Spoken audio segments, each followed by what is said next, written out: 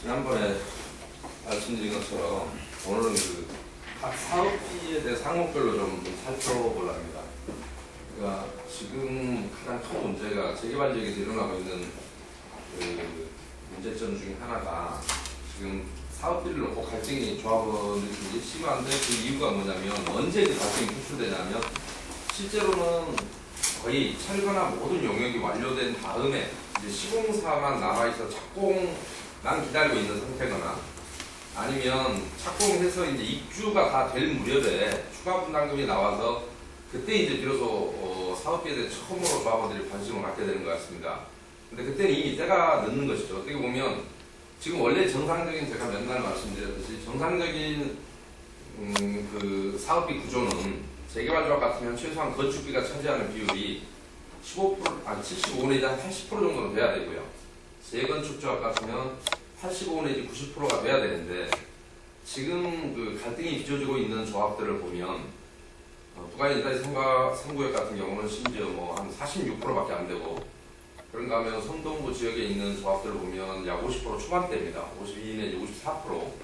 그러면 나머지 52%라고 잡았을 때 나머지 한 48% 정도가 건축비를 제외한, 시공비를 제외한 일반 그 용역비가 있는 것인데 거기에서 바로 늘어나는 용역비 구조가 지금 재개발조합이나 재건축조합의 사업비를 악화시킨 그 원인이기 때문에 그 각각의 항목 중에 과연 어떤 사업비들이 어떻게 그 조합에서 잘못 집행되고 있고 심지어는 허위 집행되거나 허위 계산되거나 아니면 과다 계산되는 문제에 대해서 이제 항목별 사업비를 하나하나 좀 설명을 드리려고 합니다. 그 중에 이제 시공비를 제외하고 가장 큰 사업비다 그러면 아마 철거비를 들 수 있을 겁니다. 그런데 이 철거비 가지고 그동안에 장난들을 되게 많이 쳤었습니다. 그러니까 2008년 이전에는 철거 그러면 철거 회사에서 일관해서 한 군데가 수행하고 별도로 명목을 여러 개를 안 잡았는데 2008년 이후부터 이제 나타나기 시작했던 항목들이 많은데 거기서 우선 그 조합원들이 이해를 잘 못하는 게 뭐냐면 철거비라고 할 때 지작물을 철거한다라는 표현을 씁니다. 근데 지작물의 의미에 대해서 잘못 전달하고 잘못 곡해해서 마치 지작물은 철거가 따로 있고 지작물이 따로 있는 것처럼 그리고 지작물은 별도 계약을 해야 되는 것처럼 일부 변호사들마저도 그런 주장을 하고 총회에서 사회자가 그렇게 안내를 하고 해서 실제로 허위 사업비가 집행되는데도 불구하고 그 사업비가 허위인 줄 모르게 마치 법률상 타당한 것처럼 보이게끔 그동안 해왔던 것이 사실입니다. 그래서 오늘 지작물이라는 의미부터 먼저 좀 살펴보도록 하겠습니다. 철거비라고 얘기할 때 보통 이제 지작물을 철거한다는 표현을 쓰는데 지작물은 정확히 네이버 사전을 보면 조금만 올려봐 주실래요? 공동사업 시행지구 안에 토지에 정착한 건물이나 공작물, 시설, 입주목, 농작물, 기타 물건 중에서 당해 공공사업을 수행을 위하여 직접 필요로 하지 않는 물건을 말한다.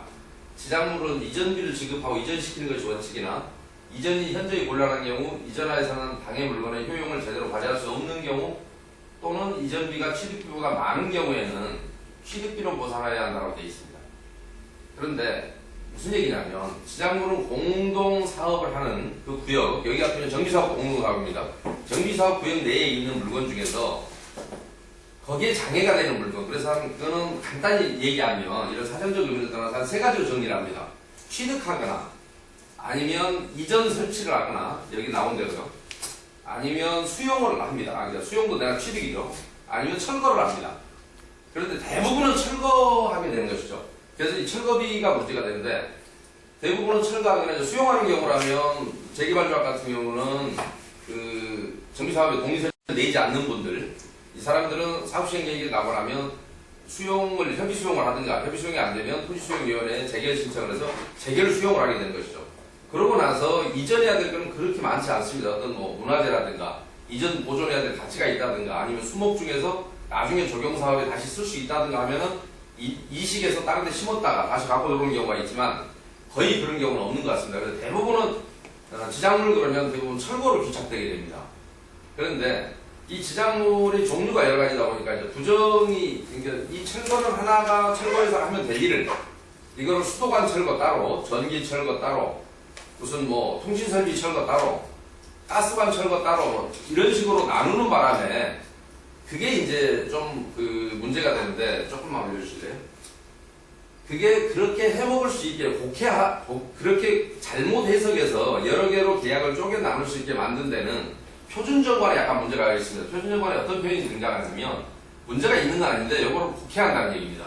쉽게 얘기하면 대부분의 재개발조합이 이 정관을 이대로 쓰고 있습니다. 2006년도에 국토교통부에서 당시에 내보낸 그 정관을 그대로 쓰고 있는데 지작물은 조합은 이제 그 표준정관 36조에 보면 지작물 철거와 관련해서 관리처분계획 인가 후에 사업시행계획 구역 안에 있는 건축물 공작물을 철거할 수 있다. 그런데 철거하고 하는 때는 뭐 기간을 정해서 통제라는 내용하고요. 그 다음에 여기 좀 내려가 봅시다. 그런데 이 3항에 보면 이게 문제입니다.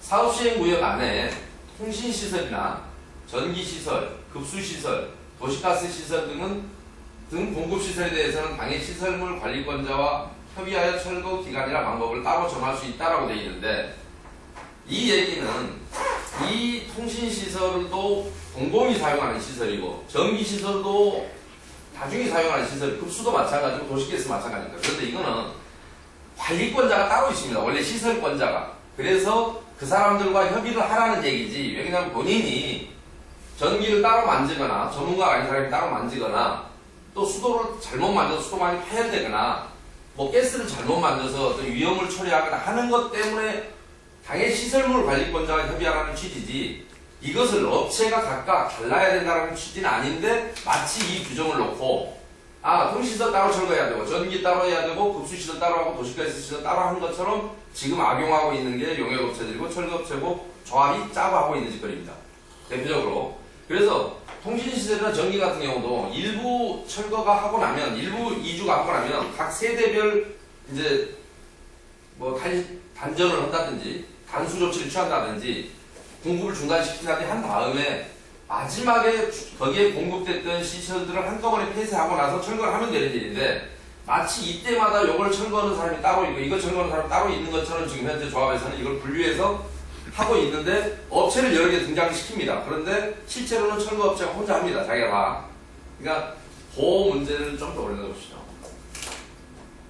그래서 요 규정이 마치 아까 15조인가요? 그 사망 규정을 36조인가요? 사망 규정을 마치 업체를 따로 선정해야 되는 것처럼 조합원 총회에서 얘기하는 경우도 있고 정관에도 그런 규정이 있다라고 하는데 정관에는 그 사람들과 협의하라는 것이지 반드시 업체를 따로 선정하라는 취지는 아닙니다. 왜냐하면 철거업체가 일관해서 대부분의 시설들이 건축물에 부착된 시설이기 때문에 별도로 업체를 선정하는 게 아니라 건축물을 철거할 때 일괄 철거하는 것이고 단지 어떤 그 급수나 전기시설 같은 경우 세대별로 이주 날짜가 다르기 때문에 그때 따로 하라고 하고 실제로 따로 이루어지고 있는 경우가 있습니다. 따로 이루어진다는 의미가 어떤 거냐면 개별적으로 나갔다는 얘기입니다. 잠깐만 제가 이쪽으로 설명을 좀 드리겠습니다.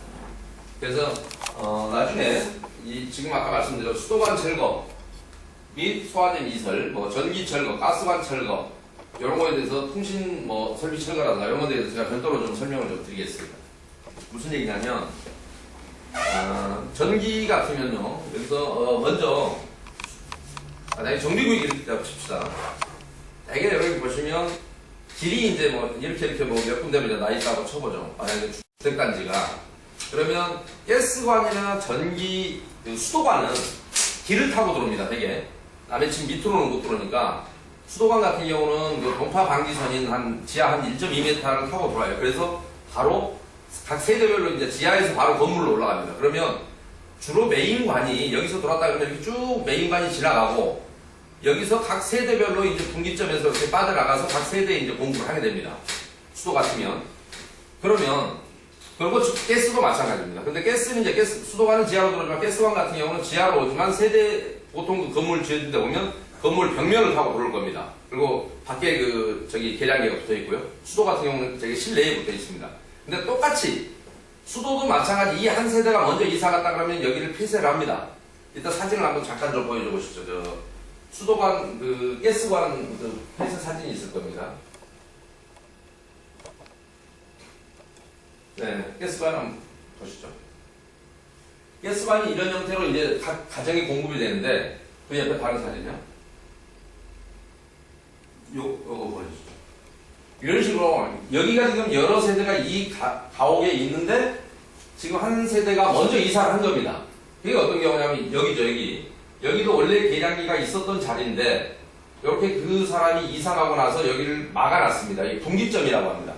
이 분기점을 막아서 이 세대에는 우선 이사를 갔기 때문에 가스가 더 이상 공급되지 않도록 조치를 취하고 이 계량기는 가스 사업소에 자산이기 때문에 자기들이 뛰어갑니다. 근데 이걸 뛰어가고 이 분기점을 폐쇄할 때 별도의 비용을 징수하지는 않습니다. 자기들이 가져가기 때문에. 그런데 그래서 이렇게 수도관도 마찬가지입니다. 저런 원리대로 수도관은 이제 실내에 있어 잘 안 보이는데 가스관 같은 경우도 이렇게 수도관도 그 세대에만 단수 조치를 취하고 계량기는 자기들 자산이기 때문에 가져가게 되는데 이걸 놓고 마치 이 공사를 하는 사람이 별도로 해야 되는 거죠. 그러니까 아까 시설관리권자와 협의하여 따로 기간을 정할 수 있다는 게 각 세대별로 이사 날짜가 다르기 때문에 이때마다 만약에 가스가 이 사람이 오늘 이사 갔다 이러면 이사 가는 그날 가스 사업소에 전화를 하면 가스 사업소 직원이 와서 그때까지 밀린 가스비를 정산을 하고 그러고 관을 뛰어가고 더 이상 계량기가 돌아가면 안 되기 때문에 계량기도 철수를 해서 자기들 수거해가고 이렇게 분기점을 막아주는 겁니다. 그런데 그 업체를 따로 선정한다는 얘기입니다. 가스관을 막아주는 업체를. 그러니까 이거는 가스 사업소에서 무료로 한 것이지 업체가 실제로 한 게 아닙니다. 그런데 언제 그러면 비용이 들어가느냐? 아까 말씀드린 대로 여기서 본다면 자 이제 이게 관을 이렇게 메인관을 이렇게 타고 들어왔는데 여기에 모든 세대가 이제 막고 이렇게 이사를 순차적으로 다 했습니다. 그래서 이 지역 같은 경우는 예를 들어 이사를 다 완료해가고 치면 마지막에 이 메인관을 막아줘야 됩니다. 여기 들어오는. 그러면 이 메인관을 막는 데는 약간의 비용이 발생하긴 합니다. 그런데 그다지 비용이 크게 들어가지 않습니다. 가스 사업소가 계약한 업체를 써도 되고 그러면 가스 사업소나 수도 사업소 같은 경우에 단가 공사 계약을 체결해서 1년 동안 얼마에 자기들이 어떤 몇 미리관을 막는 데는 얼마 비용이 몇 미리관을 막는 데는 얼마 이렇게 단가 계약을 체결한 업체들이 있습니다. 그래 불과 얼마 안 들어갑니다. 돈이. 그래 거기다가 의뢰하면 안전도도 가장 뛰어나고 할 것을 자기들이 별도로 업체를 선정해서 수억 원씩을 지출하고 있습니다. 근데 미안하지만 여기에는 돈이 안 들어가는 일이고 요거 하나 막는데 이 마을에 예를 들어 이런 메인관이 뭐 5개 했다 아니면 막아야 될 관이 3개다 뭐 또 이쪽에 들어오는 관이 또 있었다 그러면 여기도 막아야 될 것이고 등등 그 지역마다 상황은 다르지만 수도나 가스나 마찬가지입니다. 그런데 요거는 그 가스 사업소나 수도 사업소에 가면 도면이 있습니다. 그래서 몇 개의 관을 몇 미리관을 몇 개를 어디를 막아줘야 되는지가 도면에 나와 있는데 그러면 그 도면을 보고 업체를 선정했다 하더라도 과거에는 근데 이거를 철거업체가 어차피 전면 철거하기 위해서 이걸 막아야 되기 때문에 철거업체의 부수적인 업무 중에 하나였습니다. 그래서 철거업체가 의뢰이 별도 계약 없이 철거 계약을 하면 이게 돈이 또 몇 푼 안 되기 때문에 자신들의 비용으로 막았는데 그러다 보니까 이제 간혹 뭐 사고가 나기도 하고 수도관을 잘못 찍어서 뭐 도면을 잘못 읽어서 엉뚱한 수도관을 막다가 사고를 내서 뭐 수도관이 터지는 사고가 일어나기도 하고 하다 보니까 요즘은 수도사업소에서 얘기를 하면 직원이 나와서 감독을 하고 업체가 작업을 합니다. 그런데 아까 말씀드린 것처럼 수도사업소에는 단가 계약하는 업체가 있어서 마치 이게 저가에 자기들이 최선의 가격을 적어내서 1년 동안은 몇 밀관은 얼마, 몇 밀관은 얼마에 공사를 하겠다라는 업체 등록된 업체들이 있습니다. 그러면 이 업체를 쓰면 비용을 굉장히 절감시킬 수 있고 할 텐데 실제로 철거회사 조합에서 사업비를 빼먹기 위해서 철거회사가 지정하는 업체에다 하는데 그 업체가 지나치게 과도한 요금을 징수한다는 얘기입니다. 그러니까 아주 없는 건 아닌데 사실상 허위사업비나 마찬가지입니다. 왜냐하면 그런데 그 업체의 계약서의 특징을 보시면 이따면 취재하시면 계속 보시게 되겠지만 보시면 공사 제목하고 공사 일반 조건만 나오지 구체적인 공사 내역서가 전혀 없습니다. 내역서를 잡을 수가 없는 것이 여기에 무슨 관, 몇 밀리관 몇 개, 몇 밀리관 몇 개, 몇 밀리관 몇 개를 막았다라고 해버리면 누가 봐도 공사 계약 금액을 뻔히 알 수 있고 누구라도 검증이 가능하기 때문에 이걸 잡지 않는다는 얘기입니다. 그러니까 쉽게 얘기하면 공사 내역서가 없는 공사 계약서가 대부분입니다. 모든 조합에 내역서가 있더라면 이 사람이 내역서나 최소한 시방서가 있어야 될 겁니다. 그렇다면 이 시방서 같은 경우는 가스 사업소나 수도 사업소의 도면을 참조로 해서 이 구역에 지나가는 관이 몇 개고 이때는 관이 몇 개여서 몇 미리관을 몇 개를 막아야 되고 하는 걸 나오면 개별 분기점은 어차피 각 사업소에서 한 거기 때문에 무료로 하기 때문에. 근데 이 구조가 전기도 마찬가지입니다. 전기도 아까 이런 식으로 전기 계량기가 만약에 이 자리에 있었다고 한다면 전기 아까 또 띄어낸 모습의 사진이 하나 있을 겁니다. 전기 철거.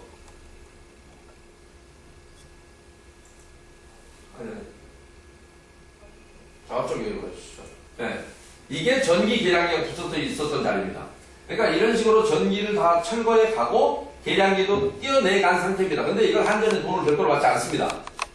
그냥 한전이 시설 관리권자가 자신들의 자산이었기 때문에 계량기 자체가 띄어가고 별도 요금을 징수하지 않는 것이고, 그러니까 이를 다시 전기 같은 경우도 다시 설명을 드리면 수도나 다 마찬가지입니다만 수도나 가스 사업소에서 갖고 있는 보면 막아야 될 그 관의 개수를 정확히 규격을 보면 누구라도 쉽게 공사 금액을 산출해낼 수가 있는데, 과거에는 철거업체가 이걸 돈이 몇 푼 안 들기 때문에 일괄해서 했고요. 철거를 하기 위한 부수 작업 정도로 집어넣었기 때문에 이걸 별도로 뽑지 않았는데 2008년 이후에 각 조합들이 별도로 뽑아내기 시작하고 전기, 수도, 가스로 하는 돈, 예를 들어 철거가 50억에 계약했다 하면 전기, 수도, 가스 이런 식으로 통신설비 뭐 이렇게 나눠서 뽑아가는 금액도 약 50억을 뽑아가 버립니다.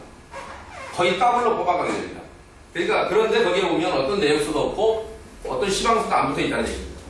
그러다 보니까 그거는 사실상의 허위 작업이고, 그 업체가 더 기가 막힌 뭐냐면 그 업체가 허위 작업이고, 그러면 10원짜리 공사를 1000원으로 부풀렸다 이런 의혹을 받을 수 있지만, 왜 제가 허위라는 표현을 쓰냐면 계약은 그렇게 돼 있음에도 불구하고 그 업체가 실제로 작업을 하지 않고 철거 업체가 일괄 수행했기 때문에, 수행하는 경우가 대부분이기 때문에 여기서 그 업체가 실제로는 이런 공사가 있었습니다라고 나중에 수사기관은 항변할지 모르지만, 만약에 수사가 시작된다면 항변할지 모르지만 실제로는 작업 일지나 이런 걸 보면 그 업체의 이름으로 들어와서 작업한 흔적이 전혀 없다는 얘기입니다. 사실상 허위라는 얘기입니다.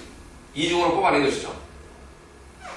그래서 그 전기 같은 경우도 만약에 이렇게 세대별로 가옥이 있다면, 여기 저보다 여기 있다 봅시다. 여기서 이렇게 와서 여기에 계량기가 붙을 겁니다. 그러면 여기까지는 한전의 자산입니다. 설사 공사를 하면 되게 한전에서 공사를 하고 조합에다가 여기에 필요한 비용이 있었다면, 전봇대를 뭐 이전했다든가 한 비용이 있다면 조합에다 별도로 청구를 합니다. 그런데 여기까지 공사에서 과정에서 발생하는 비용이 있다면 한전이 별도로 청구를 합니다. 대부분 한전이 직접 하고, 왜냐하면 전기를 일반 저기들이 다룰 수가 없기 때문에. 그리고 옥내 배선, 여기서 계량기 타고 들어와서 옥내 배선이 뭐 이렇게 이루어지고 한 거는 이걸 별도로 철거하는 일은 없고, 별도로 철거하려면 하기도 어렵습니다. 실제로 건물 안에 들어있는 배선을 무슨 수로 건물을 부시지 않고 뽑아내겠습니까?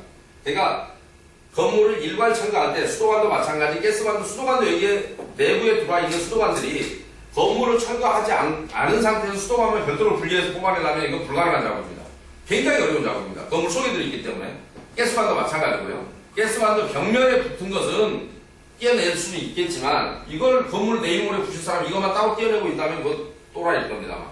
그러니까 수도관, 전기, 가스 다 마찬가지로 이 건물의 부착물의 일부이기 때문에 이 건물을 철거할 때 자연스럽게 철거물과 함께 분리되면서 부셔지면서 분리돼서 떨어지는 것들입니다. 그래서 별도의 작업을 한다는 것 자체도 불가능한 거지만, 하고 있다면 그건 이상한 작업이 되겠죠. 그래서 실제로 하지 않습니다. 그래서 계약서가 그렇게 써져 있음에도 불구하고 실제로는 작업이 이루어지지 않는다는 말씀은 뭐 명백하게 드릴 수 있고요. 그런 업체들이 그렇게 해서 가져간 이 전기나 수도, 가스관을 철거하겠다고 하는 업체들은 대부분 기존의 철거 업체가 자신의 명의로 만들어 놓은 별도, 또 하나의 별도 법인일 뿐이지 실제로는 본인들이 합니다. 그래서 이 법인들을 가보면 실제로 수십억의 매출이 있는 걸로 돼 있지만 전혀 작업을 하지 않기 때문에 실제로 매출도 없고, 가장 중요한 건 세무신고를, 그런 경우에 세무신고를 해보면 대부분이 비용 지출할 것이 없어서 대부분이 아마 소득으로 잡힐 겁니다. 그런데 그러다 보니까 허위로 하다 보니까 세무신고마저도 하지 않고 대부분 탄류시키는 게 지금 현실입니다. 세무신고를 하지 않습니다. 그러니까 순수하게 이 법인은 여기서 수도, 전기, 가스를 하겠다고 나온 법인은 조합으로부터 좀 심하게 얘기하면 사업비를 횡령하기 위한 수단으로 등장하는 하나의 업체일 뿐입니다. 그리고 실제 이 배후에는 철거업체가 있는 경우가 대부분입니다. 그런데 그래서 시공사, 일반 조합원들은 시공사 문제만, 이 사람들은 대부분 철거는 이제 관리처분이 끝나고 나면 다 끝나버리고 대부분 문제가 불거졌을 때는 건물을 짓고 있는 도중이거나 아니면 건물이 완공된 뒤이기 때문에 그때 자꾸 조합원들이 시공사를 상대로 문제를 제기하지만 그 이전에 이 증가된 사업비는 건축비가 증가되는 게 아니라 대부분은 용역비의 증가에 문제가 있기 때문에 이 사람들은 다른 말로 얘기하면 다 먹고 튄 이유입니다. 그래서 문제 해결이 안 되는 겁니다. 그러니까 사업 초기에 이 예산은 이런 용역비 예산이 집행될 때 관리 감독이 이루어져야 되고 이때 조합원들이 느끼지 못하면 나중에 아차해서 했을 때는 이미 시공사하고 덜렁 조합원만 남은 상태에서 시공사와 조합원의 갈등만 깊어지고 있는데 시공사도 알고 보면 그런데 미리 시공사도 왜 건져내줘야 되냐면 이 업체가 이런 돈을 가져가도록 지원하고 돈을 빌려주고 보증을 수반하는 게 사실 시공사 몫이거든요. 그러니까 시공사도 최소한 자기가 보증 쓰는 일이 더구나 건축의 전문가들이기 때문에 이거를 감시를 조합이 올바로 가도록 자기가 최소한 보증을 쓸 때는 이런 게 허위 사업비라는 정도는 알고 있기 때문에 이걸 통제를 해야 되는데 시공사도 하지 않습니다. 왜냐하면 시공사 오너가 아니라 현장에 나와 있는 사람은 일개 공급증에 불과할 거기 때문에 그러다 보니까 그러는 사이에 조합과 이런 용역업체가 짜고 해먹는 이 사업비 횡령 구조가 대단히 심각합니다. 그래서 철거비에서는 아까 말씀드린 대로 전기 철거 따로 뽑고 수도관 철거 따로 뽑고 가스관 철거 따로 뽑고 그런데 이걸 하다가 최근에는 통신설비 따로 뽑는 것도 있습니다. 웃깁니다. 이 통신설비도 따로 뽑는 거 자체가 웃긴 건데 이건 그냥 일괄해서 고철로 나가버립니다. 나중에 돈 끄시고 나서 이렇게 걷어내면. 그런데 이주관리라는 명목으로 또 따로 뽑습니다. 그게 한 2, 3년 전부터 등장했던 종목입니다. 이것도 정부회사가 만드는 종목입니다. 무슨 얘기냐? 이주관리 계약서는 재밌게 되어 있습니다. 대부분의 계약서는 메인 계약서인 철거 계약서에 이주관리에 관한 사항이 포함이 되어 있습니다. 포함이 되어 있는데 이주관리회사를 별도로 만듭니다. 이것도 대부분은 철거회사가 만든 자회사들입니다. 그러니까 자기 원래 철거에 보면 이 사람들이 이주관리라 그래봐야 아까처럼 한 세대가 만약에 이사를 한다. 그러면 수사업소에 한전에 전화해서 오늘 누가 이사하니까 이 계량기 띄어가세요라고 얘기하고 그래야 추가 요금이 안 나오니까요. 그때까지 요금 다 징수하고 그 다음에 수사업소에 연락해서 수도 계량기 띄게 만들고 그 다음에 저기 사업소에 가스 사업소에 연락해서 가스 계량기 띄게 만드는 게 이주관리의 전부인데 조합은 무슨 짓을 하길래 이 철거업체에게 이주관리를 맡겨서 철거업체가 이 전화하는 정도를 대신해주고 어마어마한 금액의 용역비를 또 가져갑니다. 그리고 심지어는 최근에 이주관리에 붙여서 이주 촉진비 웃깁니다. 이주 촉진 용역이라는 말을 쓰기도 합니다. 무슨 얘기냐? 이사 빨리 가라고 독려하는 용역입니다. 반드시 이 업무를 수행하다 보면 무리가 따를 수밖에 없죠. 이주야 만약에 조합원이 자발적으로 하면 좋고 안 하면 법적인 절차에 의해서 명도소송을 하든지 하면 될 일인데 이주 촉진 영역이라는 이름으로 철거회사가 만든 이주 관리되어 있는 이주 촉진 영역이 있는데 이 사람들 계약서 보면 되게 재밌게 되어 있습니다.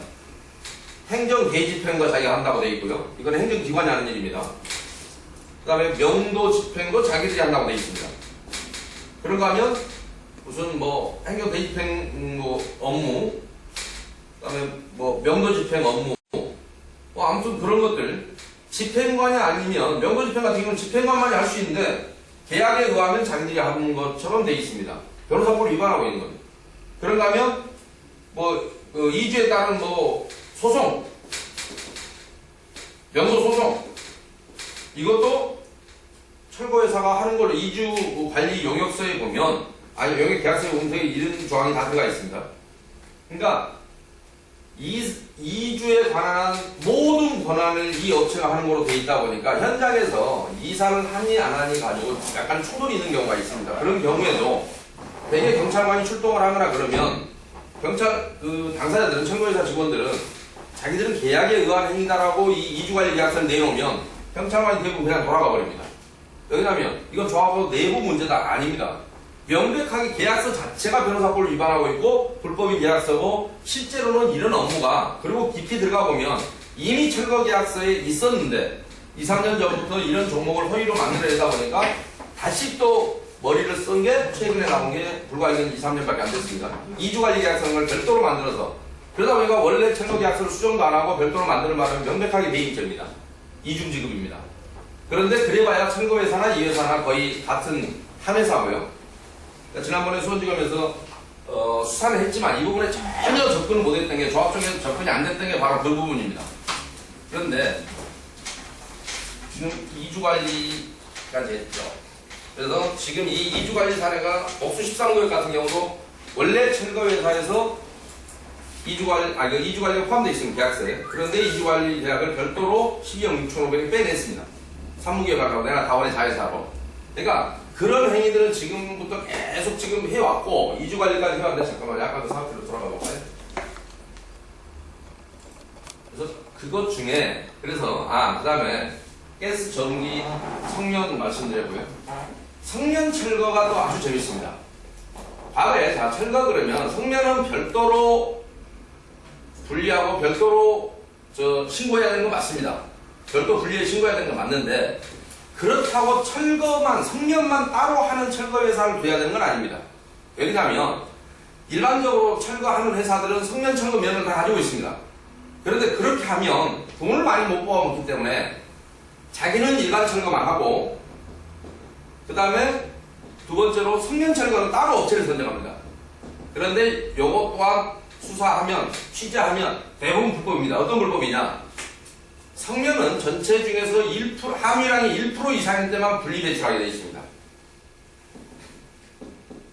그런데 물론 서울 같은 경우는 1%가 좀 더 나올 겁니다. 여러분이 성면 같은 경우 선점 텍스제나 뭐 이런 것들이 주로 성면이 함유된 것들입니다. 그런데 뭐 슬래트 지붕이라든가 뭐 이런 것들입니다. 그런데 이거를 성면을 사전조사를 하게 되어 있습니다. 사전조사 용역업체를 따로 선정합니다. 그러면 이 사전조사 용역업체의 용역보고서에 의하면 성면 배출량이 정확히 기재가 되어 있습니다. 왜냐하면 사전에 조사해서 구청에다가 배출 신고를 하기 때문에. 그런데 사전조사 용역에서 예를 들어서 5톤이 나왔다고 칩시다. 그러면 톤당 얼마 하고 계약을 당연히 해야만이 철거 계약이 지금 엉망이게 그겁니다. 철거 계약서도 이 다음에 보시면 알지만 한결같이 그렇게 되어 있습니다. 철거 면적, 그러니까 단위 면적, 만약에 금액을 뽑으려면 단위 면적당 금액, 철거 금액이겠죠. 뭐 평당이 됐건 제곱미터가 됐건 곱하기 총 면적, 총량이죠. 그래갖고 금액이 나와줘야 될 겁니다. 계약 금액이. 그런데 어느 철거 계약서에도 이렇게 안 돼 있습니다. 그냥 땅 면적, 대지 면적 예를 들어서 뭐 52,000평, 52,000 제곱미터 그래놓고 금액 얼마라고 써놓습니다. 그러면 땅의 크기와 철거할 건축물의 크기는 전혀 다르기 때문에 평당 얼마에 계약된지 그 금액이 적정한지 비싼지 싼지 전혀 알 수 없게 해놓습니다. 아예 철거 계약서하고 땅하고 아무 상관없습니다. 5층짜리 건물이 있느냐 3층짜리가 있느냐 1층짜리 있느냐에 따라서 철거 면적은 완전히 달라집니다. 그런데 땅 면적만 해놓고 금액만 써놓으면 모든 재개발조합의 계약서 형태가 이따위로 생겼습니다. 어떤 것도 일반인이 봐서는 이 가격이 합리적인지 평당 단위 면적당 가격을 알 수 없게 해놓습니다. 그런데 더 심각한 거는 성면도 이렇게 해놓습니다. 그러면 자, 이 땅에 있는 52,000평 제곱, 52,000 제곱미터 위에 있는 모든 건물에서 성면이 들어있느냐? 그렇지 않죠. 1% 이상만 되면 하게 돼 있는데 그러고 나서 예를 들어 여기다 10억 이렇게 써놓으면 도대체 이 52,000 제곱미터의 지상 위에서 성면이 몇 톤이 조사가 됐길래 10억인지를 알 방법이 없습니다. 그러다 보니까 요거를 그래서 나중에 그런데 이거를 누구라도 알 수 있는 게 뭐냐면 성면 사전조사 용역업체를 따로 선정해서 용역보고서가 있기 때문에 당연히 요거는 조합원에게 고지돼야 되고 이 면적을 알 수 있는 겁니다. 그런데 일부러 숨깁니다. 그래놓고 10억 해놨는데 나중에 알고 봤더니 예를 들어 5톤이 배출됐더라 하면 여기는 톤당 처리 비용이 2억이 되는 겁니다. 황당한 일입니다. 실제로 엄청난 금액으로 부풀려지고 있습니다. 시장 가격 자체가. 그래서 지난번에 제 카페에도 그런 내용이 있습니다만 보문사고역 같은 경우도 보니까 그 성면을 배출하고 거기서 성면을 맡은 업체가 배출해서 다른 사람한테 하도 줘서 실어 보낸 금액이 1,300만 원인가 이 정도밖에 안 됩니다. 근데 조합에서 나간 돈은 7억이 넘습니다. 실제로 그러면 하도급 받아서 이 처리했던 업자는 배출할 때 주는 돈이 적습니다. 그냥 매립비하고 이건 중간 처리장이 없으니까 매립비하고 운송비를 줬거든요. 이게 톤당 50만 원 줬었습니다. 물론 그 금액도 비쌉니다. 50만 원씩 안 갑니다. 톤당. 근데 톤당 50만 원에 줘갖고 뭐 20몇 톤인가 26톤인가 나왔었는데 약 그래서 1,300만 원이라고 되어 있는데 실제로는 이 금액이 350도 비쌉니다. 그러면 이 금액이 전부입니다. 처리비가 이겁니다. 그러니까 조합에서 나가버리면 그 업체가 운송비 플러스 매립장, 매립비용까지 받아갔기 때문에 이게 집행돼야 될 금액의 전체인데 1,300만 원짜리가 7억이 넘는 돈이 집행된다는 얘기는 나머지가 다 허위사업비입니다.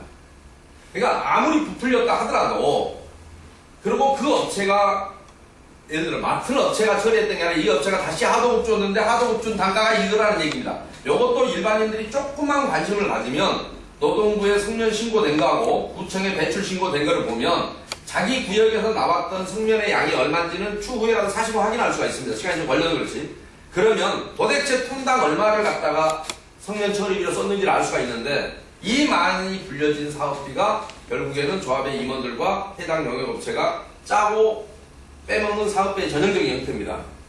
그래서 이거는 조합별로 다 다를 거기 때문에 조금만 취재 과정에서 확인해 보시면 여기는 조합별로 부풀린 정도의 차이가 있을 뿐이지 한결같이 부풀려진 건 맞습니다.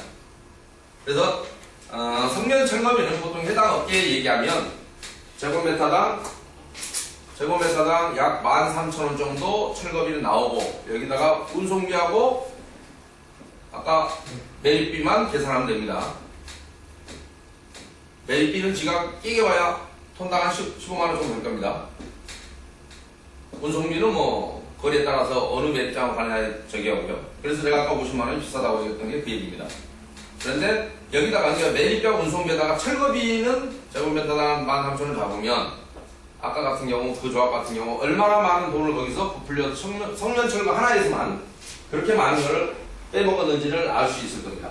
그런데 이게 그나마 이제는 바로 잡을 수 있는 계기가 조금 생겼던 게 뭐냐면 그전 조합들은 지금 굉장히 이것 때문에 문제가 많고요. 특히 성면에도 문제가 많습니다. 근데 모든 것이 있지만 일반 철거비는 뭐 말할 것도 없고요. 그래서 일반 철거비를 지금 모든 조합이 마찬가지로 그 사업시행계획서에 보면 정비 사업에 지장이 있다고 판단되는 건축물 또는 공작물의 명세서라는 게 있습니다. 여기에 보면 철거 대상 면적의 개별 건물이 쭉 나오고 합계가 나와서 총 철거 대상 면적이 얼마인지를 알 수 있게 돼 있는데 어떻게 말씀드리니까 저 사업시행계획서를 공개를 하지 않기 때문에 이게 사업시행계획서에 들어있습니다. 서울시 양식 별지 15호 양식입니다. 그러면 사업시행계획서를 제대로 해서 만약에 인가를 받거나 총회에 올렸더라면 일반인들 누구나 조합원들이 우리 거는 철거 면적이 얼마구나 그러면 얼마에 계약됐으니까 평당 얼마인지 적정한지 보통 조합원들 중에는 뭐 철거업에 하는 사람도 있고 건축하는 사람도 있기 때문에 자율적인 검토가 어느 정도 가능한데 이걸 숨겨버리고 안 보여주기 때문에 아까 바닥에 땅 면적하고 철거 비용만 넣어놓으니까 단가를 알 수가 없게 해놓습니다. 그런가 하면 뭐 가재울 사업에 문제가 됐던 그 엉망이 됐던 가재울 사나 뭐 또 몇 군데 조합에서는 뭘 하고 있냐 철거를 웃기게 뽑아놓은 게 세대당 450만원 뭐 이런 식으로 해요. 예를 들면 뭐 세대당 380만원 이런 식으로 말이 안 되는 얘기입니다. 왜냐면 한 세대가 50평짜리도 있는가 하면 7평짜리도 있고 5평짜리도 있습니다. 세상의 사람들은 어떻게 이게 세대당 철거 면적이라고 해갖고 이렇게 해서 두리뭉실에 뽑아갖고 세대당 견적도 450만원이다 380만원이다 정말 웃기는 얘기입니다. 이따위로 해서 넣어놓은 데는 어쩌다가 단가를 표기할 때 세대당으로 표기하는 것도 웃기고 일반인이 모르게끔 자기가 갖고 가는 철거비가 바닥에 가져간지를 모르게 만들기 위해서 한 거고 그래서 우리 내일신문사에도 엊그저께 그 보도했던 그 저기 같은 경우 왕심 2구역 같은 경우가 대표적입니다. 뭔 얘기냐 철거비를 계속 올렸는데 철거 면적이 늘어난 리가 없습니다. 그런데 철거비를 애당초 산정했던 거에서 툭 올려버렸습니다. 한 40매덕에서 지금 60매덕으로 올라가 있습니다. 메인 철거비만 해서 그런데 여전히 클리너에는 40매덕짜리가 올라와 있고 실제로는 60매덕짜리 집행이 됐습니다. 근데 어떻게 철거 면적이 2분의 1이 늘어날 수가 없지 않습니까? 철거를 한번 정해지면 정비구역의 변경이 있기 전에는 면적의 증감이 있을 수가 없는데 뭐 건물이 비 맞으면 자라는 것도 아니고 그런데 철거비가 이렇게 늘어나는 이유는 사실은 그렇습니다. 철거비의 대다수 10%는 조합원들에게 계약금액의 전체 계약금액의 10%는 조합장이나 임원들에게 뇌물로 거꾸로 뭐랍니까 다시 리턴됩니다.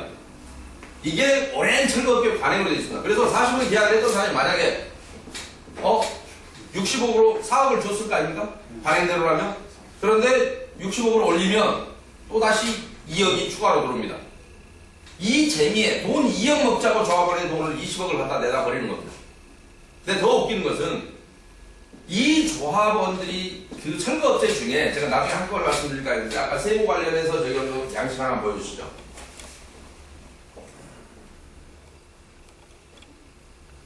세무 관련한 게 하나 있습니다. 그림 중에 이쪽에 그림 중에 하나 있겠네요. 저기에서 뭐냐면 저기에서 하더라고 그 세무 부가라고 있는 거 하나 있는데 양식 저쪽에서 그리고 복규부가 요거 뭐야 잠깐만 이거 네 이거 거예요. 왜? 이거요. 자, 요거 말고 그다음 복규부가 중에 또 하나 있어요. 요거 말고 제거라고 된 거. 잠깐만. 네. 요거 25 같아요. 보시면 정말 웃기는 게요. 예, 국세청의 그 저기 그 뭡니까 저기입니다. 그 질의여신 내용입니다. 쭉 조금 올려보실래요?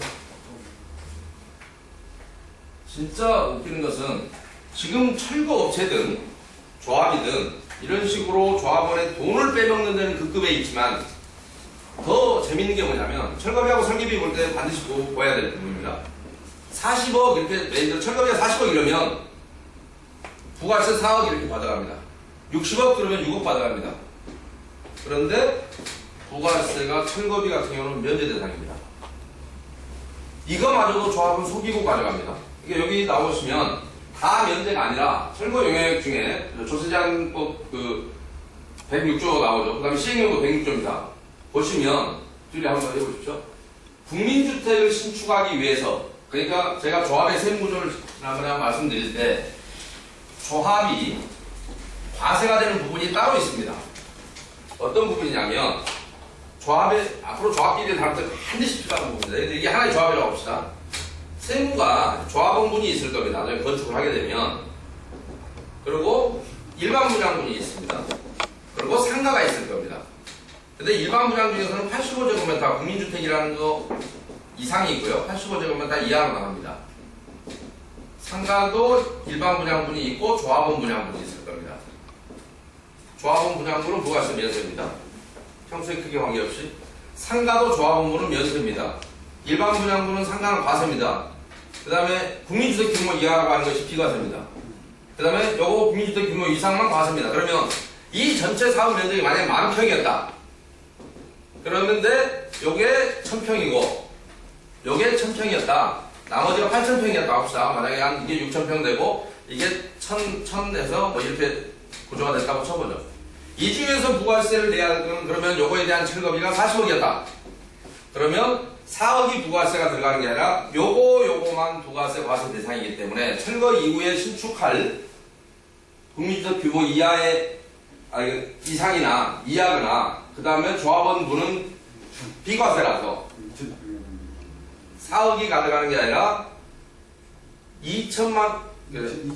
2억이었던 게 4억 중에서 20%니까 얼마입니까? 8천만 원만 3억 2천원 비과세고 8천만 원만 부가세가 붙어야 됩니다. 그러니까 현실적으로는 8억에 대해서는 8억과 8천에 대해서는 세금여단세를 끊고 실무상으로 얘기한다면 나머지 3억 2천에 대해서는 계산서를 끊으면 되는 겁니다.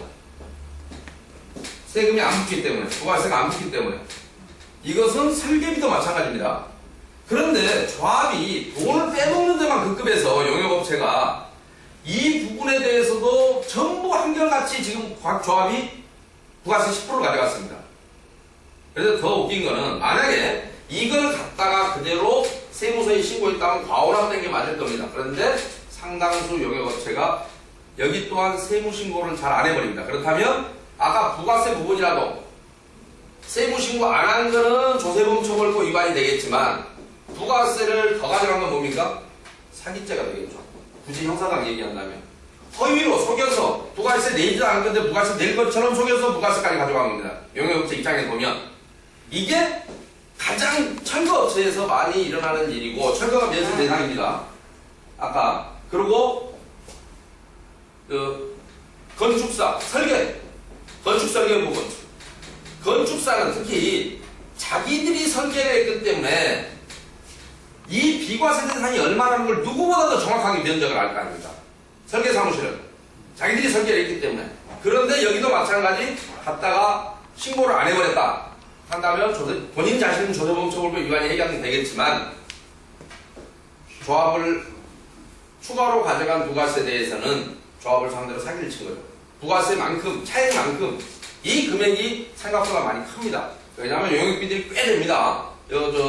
설계비도 그렇고 철거비 자체 용역비가 상당히 많습니다. 근데 지금 이런 구조 때문에 조합의 세무가 이런 구조로 돼 있다 보니까 세무서에서도 조합 쪽은 아예 신경을 안 쓰다 보니 일회성 사업인데다 대부분이 부가세 면세고 그러다 보니까 세무서에도 아예 이쪽으로 신경을 안 씁니다. 그러다 보니까 조합과 거래하는 모든 용역업체들의 세금 탈루 현상은 우리가 생각하는 것보다 훨씬 심각합니다. 거의 대부분 업체들이. 그래서 아까 수도전기가스가 만약에 수도전기가스를 유령 회사를 만들어서 이렇게 용역비를 수십억을 가져갔다면 사실은 이 회사가 가보면 실제로 방문해보시면 여러분이 취재 과정에서 방문해보시면 알지만 껍데기밖에 없는 회사입니다. 대부분 저는 팽박한 판이라고 얘기하는데 1년에 수십억 원 회사치고는 책상 하나에 한두 사람 앉아 있습니다. 아주 좁은 오피스텔 같은데.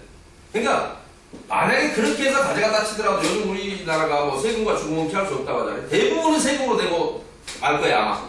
그런데 신고를 안 해버리기 때문에 신고를 안 하더라도 이쪽이 대부분 비과세 사업장이다 보니까 부가세가 비과세다 보니까 크로스 체크가 안 된다는 얘기입니다. 세무서는 이쪽은 신고하든지 말든지 신경을 안 써버립니다. 그러는 사이에 세금은 세금대로 탈루하고 물론 불법적인 횡령소득이었지만 외관상으로 어찌됐든 세금은 세금대로 탈루하고 또 부가세까지도 추가로 슈팅하고 그러고 본인들은 신고도 안 하고 그러니까 이래저래 국가적으로도 손해지만 정상적인 소득이라면 조합원들 입장에서는 이렇게 뺏기는 돈이 그러니까 상상이 안 가지 않습니까? 예를 들면 건축비가 예상처럼 한 80대 20으로 출발합니다. 조합 설립 인가 때는 건축비가 다 80% 정도 냅니다. 그러다가 어느 시간에 가보면 관리처분 끝나고 가보면 건축비와 용역비가 50대 50대 있어요. 이게 엄청나게 늘어나 있는데 얘 혼자 성장하는 거죠. 근데 조합원들이 물건 들어줄 때는 시공사만 물건 들어줘요. 이 건축비만 물건 들어줘요.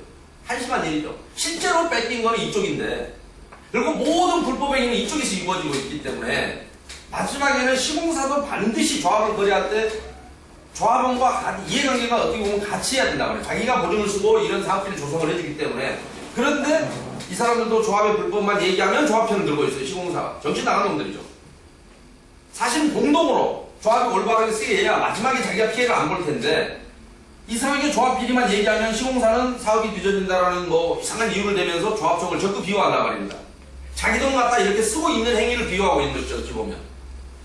그게 지금 아주 심각한 일입니다. 그게 지금 아까 수도, 전기, 가스, 철거 관련해서 심지어는 세금 하나도 제대로 정리 안 하고 부가세까지도 이렇게 철거비가 크다 보면 한 조합당 액수가 꽤 큽니다.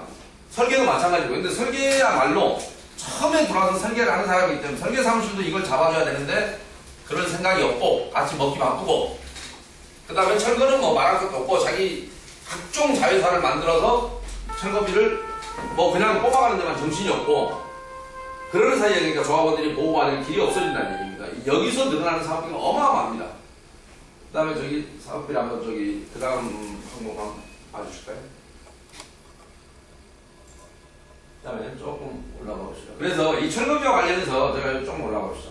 국토해양부에서 다행히 이제 천재는 뭐냐면 조금 더 올려보십시오. 내용이 나오는 국토부 질의하신 내용은 제가 하나 적어왔는데 좀 더 올려보십시오.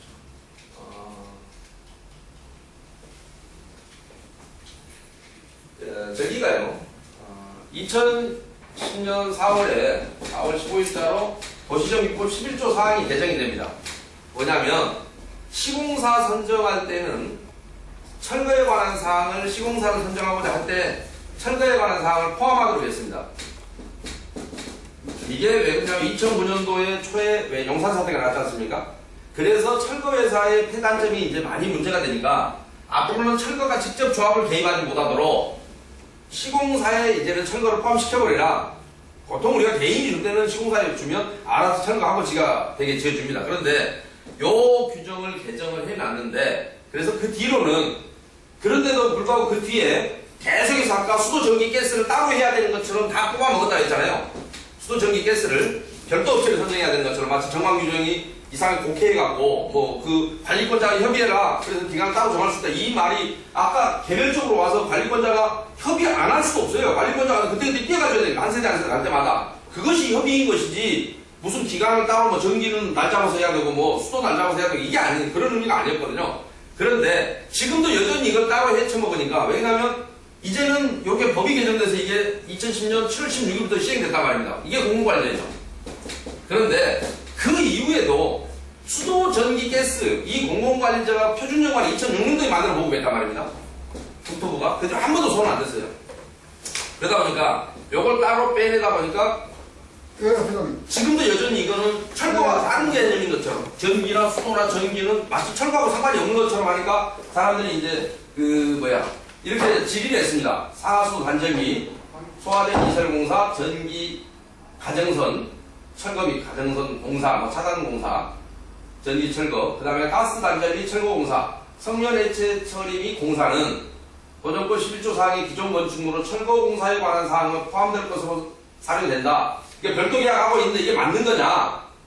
라고 물어보니까 아니다. 철거회사 이게 다 포함되는 거다. 라는 게 국토교통부의 답변 취지입니다. 그래서 요거에 관련해서 용산구청 공문 하나만 보여주세요. 지난번에 요겁니다. 저기 이것도 같은 취지로 약간 확대를 해볼까요? 잘 안 보이네. 용산구청에서 제가 작년 12월 4일, 5일날 그 중앙일보 보도가 나간 뒤에 이 철거 문제가 이렇게 별도 계약돼서 용산 여기 같은 경우는 이제 공공관리제 조합입니다. 2010년 7월 16일 이후에 조합설 인가가 났기 때문에 2010년요. 그렇기 때문에 여기는 공공관리라서 이게 구청에서 관리를 해줘야 되지 않냐, 공공관리 대상인데. 그래서 요거를 구청에다가 신문보도가 나고 하니까 용산구에서 이걸 시정해라, 별도 업체 선정하지 말아라라고 행정지시했던 공문입니다. 저기에 한남 3구역과 5구역 내려보냈던 공문인데 3구역은 유감스럽게도 미리 계약을 해버린 것 같고 5구역은 그때 제가 이 설명을 한 이후로 그 언론 보도가 난 뒤에 구청이 구체적으로 행정지시를 했던 그런 내용의 공문입니다.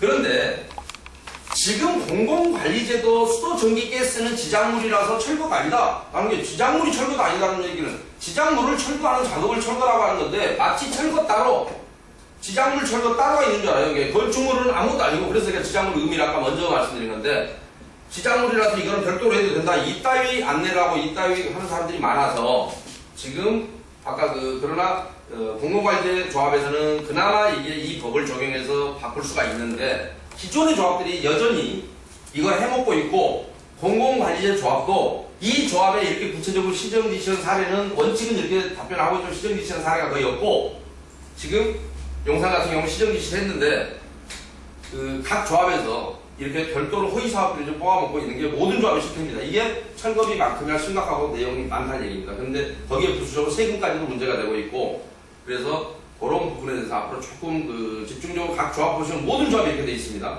이 부분을 좀 취재를 하시면, 그래도 시공비 빼놓고는 가장 크게 나가는 사업비가 철거비이기 때문에 시공비 다음으로, 시공비는 어느 정도 표준화돼 있어서 손에 봐봐야 거기서 거기입니다. 조합원들이 가격 차이가 많은 것 같지만 없어요. 근데 철거비는 말 그대로 고무줄입니다. 조합마다 이 정도가 너무 심각하고 한데 이거는 순수하게 없는 사업비라는 얘기입니다. 행정사업비입니다. 행정사업비.